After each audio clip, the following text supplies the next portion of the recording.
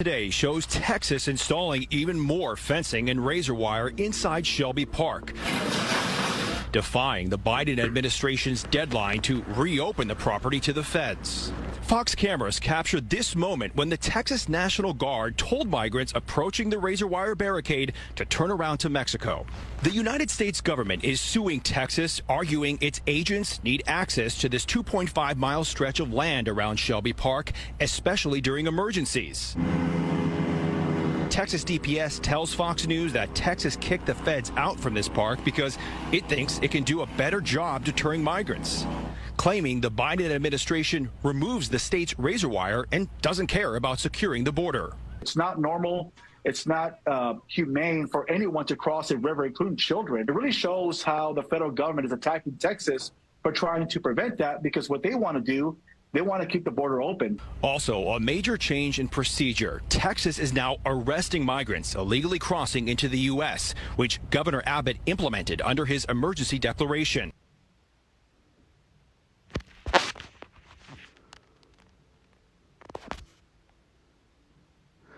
Shalom, Yasha.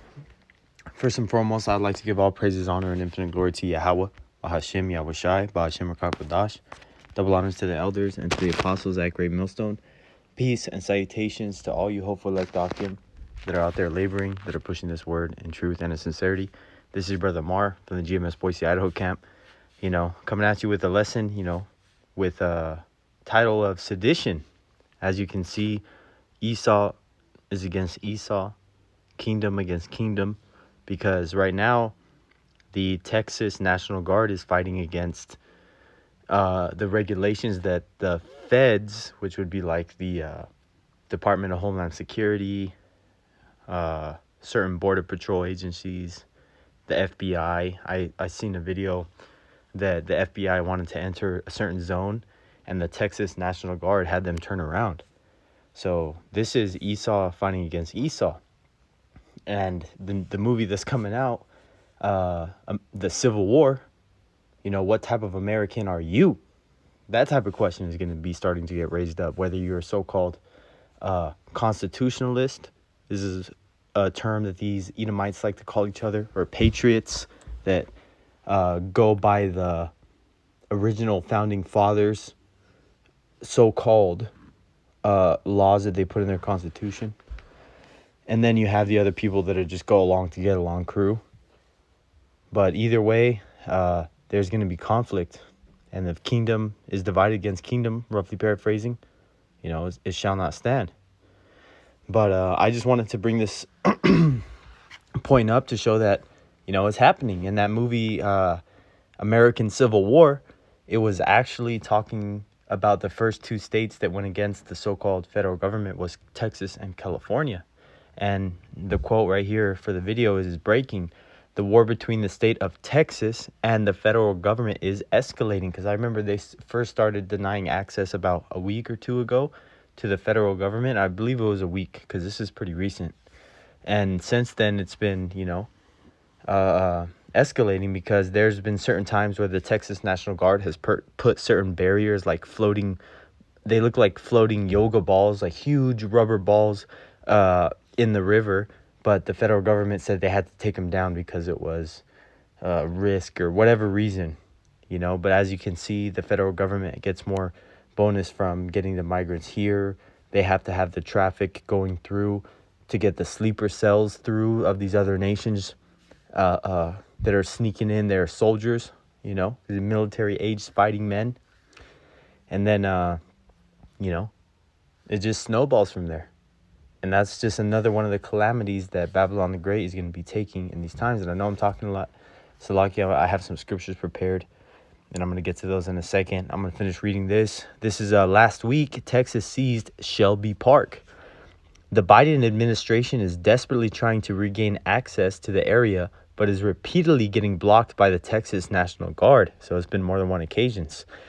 Texas refused to comply with a deadline for handing back the park, and is instead moving ahead, building razor wire and arresting invaders, so invaders, on stolen land. But, that's another subject. But we understand that Jake is coming here for either a great salvation or a great destruction. With these scriptures, I wanted to bring out just real quick. I know I bring this point out a lot, but hey, this is the times that we're living in. So this is nowhere else needs to be said. There's plenty of precepts upon precept, but this just shows exactly how much this scripture is alive and well. This is 2 Esdras 15 and 16. For there shall be sedition among men, and invading one another. They shall not regard their kings nor princes, and the course of their actions shall stand in their power. And that's not only talking about individual families and men going against the government, but also, just like the Civil War, there's going to be race wars, class wars, a Democrat versus Republican, libertarian versus patriot, 3%er versus, somebody that's a liberal. There's going to be so much different points of views that there's going to be no room but for violence. And another scripture that I wanted to bring out is Ezekiel 28 and 22, and say, thus saith the Lord Yahweh Bashem Yahushai power, behold, I am against thee, O Zidon, and I will be glorified in the midst of thee.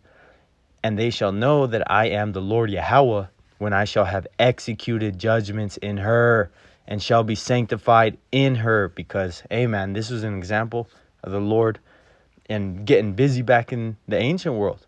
So, and this is exactly a gloriful kingdom that's going to receive the same humbling as Zidon did. This is verse 23.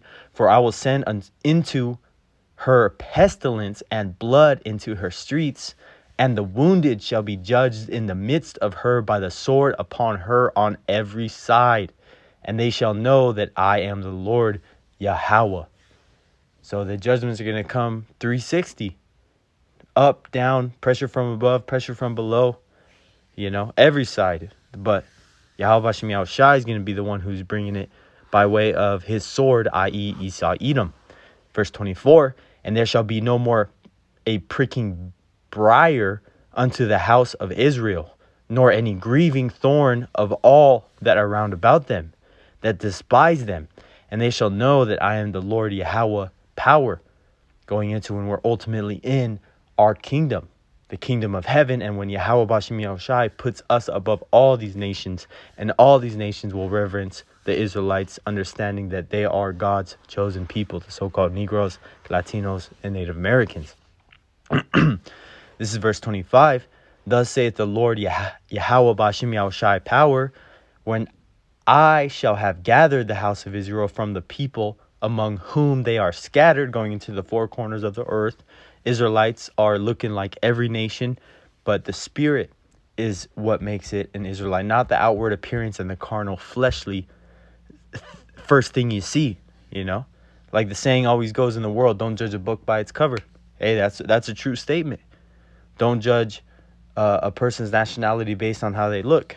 Because like the elders, apostles always go into, you're going to have black Edomites and you're going to have white Israelites, so-called looking, I'm going to start at 25.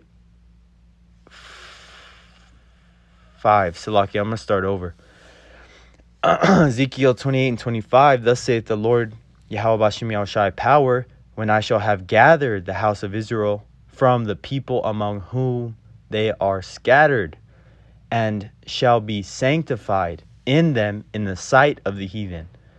Then shall they dwell in their land that I have given to my servant Jacob, meaning all the 12 tribes, promised to Jacob. Verse 26, and they shall dwell safely therein, and shall build houses and plant vineyards. Yea, they shall dwell with confidence when I have executed judgments upon all those that despise them round about them. And they shall know that I am the Lord Yahweh, their power, man. And that's a promise to the Israelites. When people want to ask you, well, hey, what's the Bible about? It's about God's promises to the Israelites. Laws, a book of prophecy, things that are going to happen before they happen.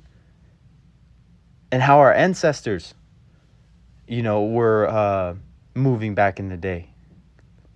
So this is a very powerful book, man, that, oh man, the Lord has promised so many good things to us. Dwell in safety, building houses, growing, building vineyards, being able to be self-sustaining, because Yahweh Hashem Yahushua is going to give us everything. You're going to eat your own food, drink your own water, not have to have this polluted so-called, you got to buy organic and look on the back of the label to see if it has anything GMO in it. You're not going to have to worry about that anymore. They shall dwell with confidence. Confidence meaning you're sure. No other nation is going to step up against us. There's not going to be a little group of Edomites in the back. They're going to say, oh yeah, we're going to let them have their kingdom for a little bit, and then we're going to infiltrate, like the so-called Dark Ages, when they came in up in the Renaissance, snuck their little creepy ass up, and then they were able to take over and say, oh yeah, we built Europe. We built the castles. So that ain't going to happen.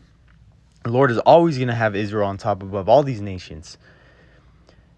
And going back to it, when I have executed judgments upon all those that despise them round about, and that I is Yahweh Bashim Yahushai, because Yahweh Shai is going to get his first before any of us, man. Because Yahweh Shai has been waiting, man, to get this done, man. I can't even describe the amount of feeling that, I have as a man to look forward to this. Imagine Yahweh Shai. Man, it's not even something that you can really comprehend of how long he's been waiting to gum gap his chosen. Even the disciples were asking him when he was walking on the earth, will you restore this time the nation of Israel? They wanted it back then. But this is, something that is just another point to show that it's closer than you think. So if you think you got time to get right, you think you got time to come around and start taking, this truth seriously, you start taking time to actually look outside the world of, thinking in the mind of an average Jake of social media, sports, fucking bullshit TV, and whatever type of entertainment that keeps these people's minds occupied. And start looking at things that make you feel uncomfortable, so that you can be aware of the things that are going to happen before they happen. Because scriptures and the Bible, first and foremost, makes everything clear as day. But if you're not of the elect and you're not the chosen, you will never get it. Because everything is preordained and destined. That's why you have to go to the prophets to learn what these scriptures mean. And Lord willing, this lesson was edifying to the elect. Till next time, Shalom.